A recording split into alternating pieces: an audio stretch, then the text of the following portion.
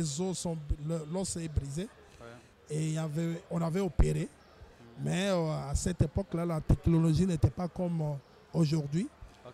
Et raison pour laquelle il a fallu que le docteur use beaucoup d'expérience pour que je sois vraiment rétabli, mais ça n'a pas tenu.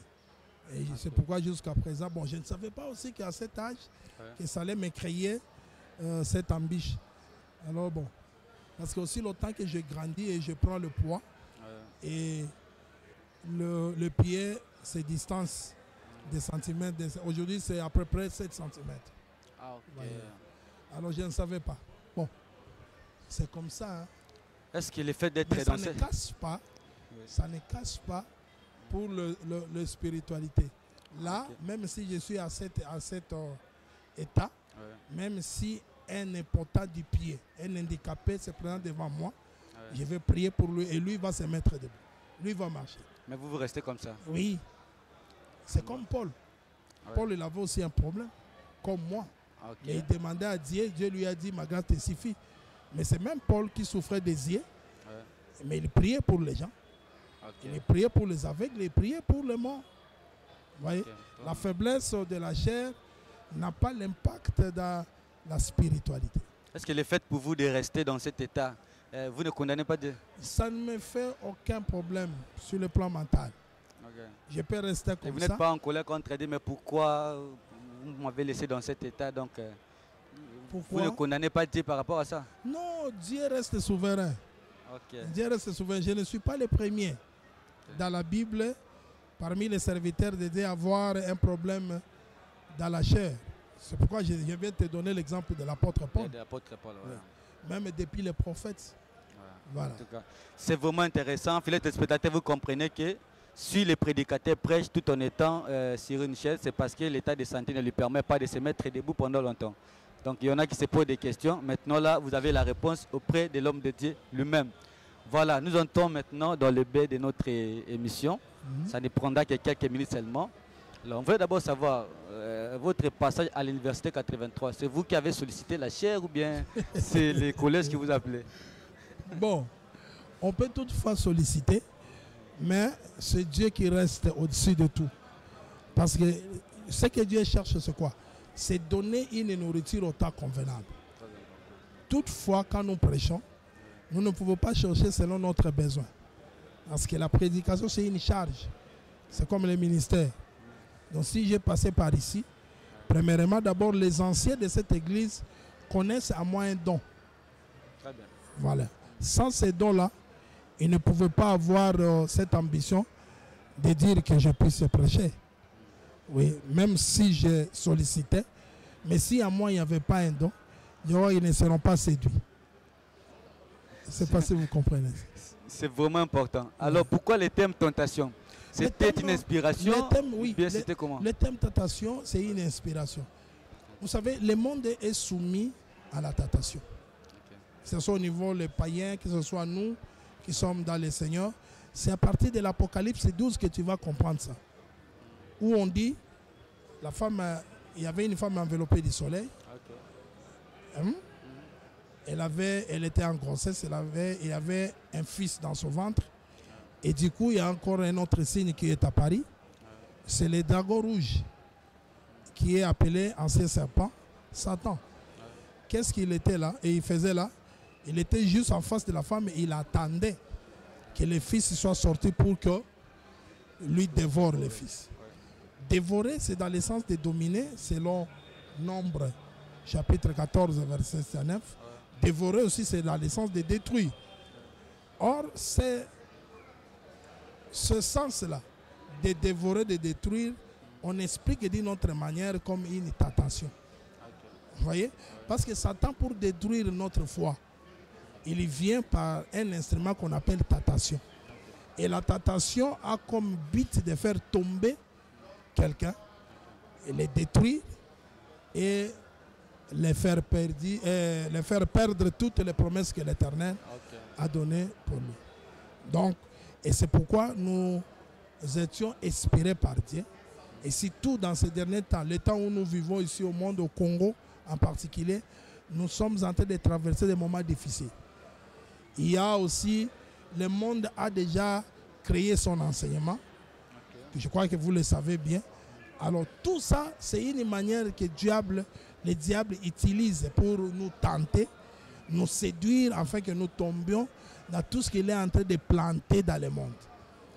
Même dans les réseaux sociaux, dans les sociales, à l'église, dans la politique. Donc le diable est partout là-bas pour chercher à nous séduire. Vous allez voir que ce thème, je l'ai tiré sur Luc chapitre 4. Là, le diable est venu tenter Jésus en 3 manières. La première manière, c'était de transformer la pierre en un pain. La deuxième manière, c'est amener Jésus sur le temple. Pourquoi ça? Et la troisième manière, c'est amener Jésus dans une haute montagne, la plus élevée, pour le faire voir les royaumes, tous ses désirs et la gloire, mais à condition que Jésus l'adore. Ces manières-là, on appelle les manières des diables pour tenter et séduire un croyant ou un saint. Cette leçon ou cet enseignement est très important et très utile pour aujourd'hui, dans l'église, même en dehors de l'église. C'est vraiment très important. Et vous avez commencé à intervenir depuis le mardi, Oui. le mercredi, le jeudi. Aujourd'hui, dimanche, c'était le 4e jour. Comment vous avez trouvé l'auditoire? Est-ce qu'il y avait un feedback entre vous et l'auditoire? Est-ce que c'était vraiment la nourriture en tant convenable? C'est un auditoire impressionnant. Impressionnant. Ah bon? Parce que, bon, remarquez, le mardi, parce qu'il y a des gens qui n'étaient pas informés. Voilà. Mais quand on a commencé le mardi avec le Saint-Esprit, nous avions vu le jeudi et le mercredi et jeudi comment l'auditoire a changé d'abord sur le plan numérique. Voyez? Et comment la notion est en train d'être transmise et qui manifeste le fruit. Vous voyez aujourd'hui comment l'église était dans l'ambiance. Le Saint-Esprit a travaillé le cœur des gens. Et c'est pourquoi vous avez vu cette louange-là. Voyez. Donc l'auditoire est impressionnant. Voilà. Fidèles téléspectateurs, nous sommes pratiquement vers la fin de notre mission avec l'homme de Dieu. J'ai une question à vous poser. Est-ce que le fait de voir toute la gloire là, ça vous fait bomber la poitrine ou bien c'est un signe de prédilection pour vous? La gloire revient à Dieu. La gloire revient à Dieu. Vous ne dites pas que vous ne voyez pas comme si vous êtes quelque chose. Pour moi, ma joie c'est quoi? C'est de voir seulement que ce que nous donnons au peuple comme l'enseignement puisse donner le fruit. Vous voyez, je tire un peu une leçon dans le livre de Jean. Quand Jésus, Jean qu'on appelle vulgairement Jean-Baptiste, quand il prêchait les Juifs, il leur disait produisez et répentez-vous et produisez le fruit digne de la repentance. C'est-à-dire qu'un prédicateur cherche, c'est le fruit de la repentance. On voit comment est-ce que vous pouvez voir le fruit de la repentance. C'est lorsque vous voyez quelqu'un se repentir, se convertir et devient un être nouveau. Vous voyez? Et c'est lorsque aussi vous voyez quelqu'un qui a été loin, il est revenu. Et lorsque vous verrez quelqu'un qui se plonge maintenant dans la prière, vous voyez? Ou vous voyez quelqu'un qui se donne maintenant le temps chaque jour de venir à l'église. Vous voyez? C'est ça ma joie. Donc ce n'est pas un signe de gloire pour vous, non. mais la gloire revient au Seigneur Jésus-Christ. C'est un signe de gloire pour le Seigneur. Pour le Seigneur Jésus-Christ. Voilà, j'espère que vous Parce que nous faisons plaire à Dieu. Nous ne faisons pas plaire à une personne ou à nous-mêmes. Tout ce que nous pouvons faire dans le ministère, c'est pour faire plaire à Dieu. J'espère que vous continuez avec l'enseignement. Certainement. C'est pour combien de temps vous êtes encore là? Bon, cela dépend des anciens de la ville. Cela dépend ce sont eux qui ont la vision, l'œil de voir comment est-ce que la matière, notre thème, voilà, fonctionne dans l'église. Voilà. Ça dépend. Alors, nous voudrions que vous puissiez quand même dire... Néanmoins, ils m'ont donné le temps. Très important. Nous voudrions que vous puissiez quand même lancer un mot pour, Bon, c'est le mot que je peux placer à tous ceux qui nous suivent, ouais. c'est d'être prudent. D'être prudent parce que le monde a son système. Okay. Et ce système du monde commence à venir, à entrer jusqu'à l'église. Ouais.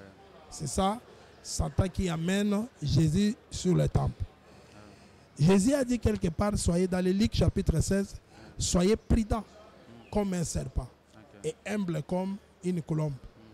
Donc cela veut dire, Jésus voulait dire que lui-même c'est un serpent. Okay.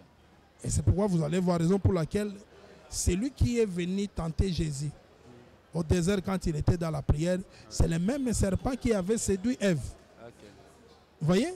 Mais maintenant, parce que Jésus c'est un serpent, et un grand serpent, il a été prudent. La présence de Jésus, c'était quoi? C'est ainsi dit l'Éternel, où il est écrit. Okay. C'est-à-dire, dans chaque fois qu'il y a une tentation, il faut toujours évoquer, il est écrit. Il faut toujours évoquer la parole de Dieu. Voilà. C'est ce que je voulais dire au peuple de Dieu qui me suivent. Que le Seigneur vous bénisse. Pour ceux qui viendront le mardi, le mercredi, pour la semaine qui vient, oui. Qu'est-ce qu'ils peuvent s'attendre? Non. Je crois que ce que je peux leur rassurer, c'est quoi? Le Seigneur est là. Ouais. Parce qu'il a dit, lorsque nous nous réunissons, croyons d'abord qu'il existe et il est le rémunérateur de ceux qui le cherchent. Okay. Donc ceux qui vont venir le mardi doivent savoir d'abord que c'est le Seigneur qui est leur rémunérateur. C'est le Seigneur qui est leur soutien, leur secours. Okay. Qu'ils viennent et ils ne seront pas déçus. Mais il semblerait que vous êtes contre les prédicateurs qui disent souvent que venez, vous allez voir des miracles, venez, vous allez voir ceci. Effectivement. Vous avez condamné ça. Effectivement. Pourquoi? Parce que dans la Bible, nous n'avons jamais vu dans la Bible un prédicateur qui dit aux gens venez, vous verrez le miracle. Le miracle, c'est une promesse. Et quand vous voulez demander d'être rassuré, ce n'est pas au moins la même chose. Non, j'ai dit d'être rassuré par rapport au Seigneur. Okay. Je n'ai pas dit le mot de miracle. Parce que moi, je sais, quand on parle du Seigneur, on parle des miracles. Vous voyez? Donc, les apôtres, ils n'avaient pas ce style-là. Ils n'avaient pas ce style parce qu'ils savaient qu'ils marchent avec Dieu. Et la parole qu'ils amenaient, c'est un miracle. Okay. Vous voyez? Donc, je ne suis pas contre eux physiquement, mais j'ai cet esprit-là. Okay. J'ai ça parce que ça ne concorde pas avec la doctrine. Avec la doctrine. Ce qui suffit, c'est seulement appeler les gens. Hein? Ou tu peux employer le langage pour dire que vous ne serez pas 10. Un téléspectateur a dit que vous avez menti du haut de la chair. Pardon? Un téléspectateur a dit que vous avez menti du haut de la chair. Comment? Quand vous avez dit que, je crois que c'était à Bumba, vous avez prié sur une personne qui était malade, qui souffrait de hockey. Vous avez dit Talita Koum. Vous vous rappelez de ça? Moi, je n'ai pas... Vous vous rappelez de ça, non? Moi, de la chair. Moi je n'ai pas... S'il dit que je menti... Non, il a dit que vous avez menti parce qu'il dit, noir sur blanc sur l'écriture. On a expliqué les termes là, Talita Koum, ce qui veut dire fille, lève-toi. Mais vous dites que non, vous ne connaissez même pas le pourquoi de Talita Koum là. Mais comment il peut dire que j'ai menti? Il y a une chose que j'ai dit, moi-même, je n'avais pas la connaissance suffisante sur le mot. Bon, même quand la Bible a expliqué, moi, j'ai employé tout simplement les mots. Parce que j'ai vu la fille ressusciter. Mais le mot là est expliqué noir sur blanc dans la Bible. Vous n'avez pas vu ça? Bon, moi je n'ai pas vu ça. Ah, bon, donc vous n'avez pas menti. Vraiment, je n'ai pas Il n'a pas menti, c'était juste la vérité, ce qu'il était en train de dire. Et ceux qui ont encore plus... Un ministre ne peut pas mentir de la chair. Non, je n'ai pas... Voilà, nous sommes très contents, hommes de Dieu. Et avec le temps, vous serez toujours les bienvenus dans cette émission. Et surtout pour apporter la lumière aux enfants de Dieu qui vous suivent de partout. Nous sommes très heureux de vous. Alors, votre mot de la fin, parce qu'on doit arrêter l'émission. Encore? Oui, votre mot de la fin. Le mot de la fin. Que le Seigneur vous bénisse. Et j'aimerais que vous soyez les invités. Les invités de toute la semaine. Parce que nous venons de commencer la semaine selon le calendrier juif. Les invités de mardi, mercredi et jeudi et le dimanche. Que le Seigneur soit votre soutien. Et partout où vous êtes, que Dieu vous secoue de toute tentation.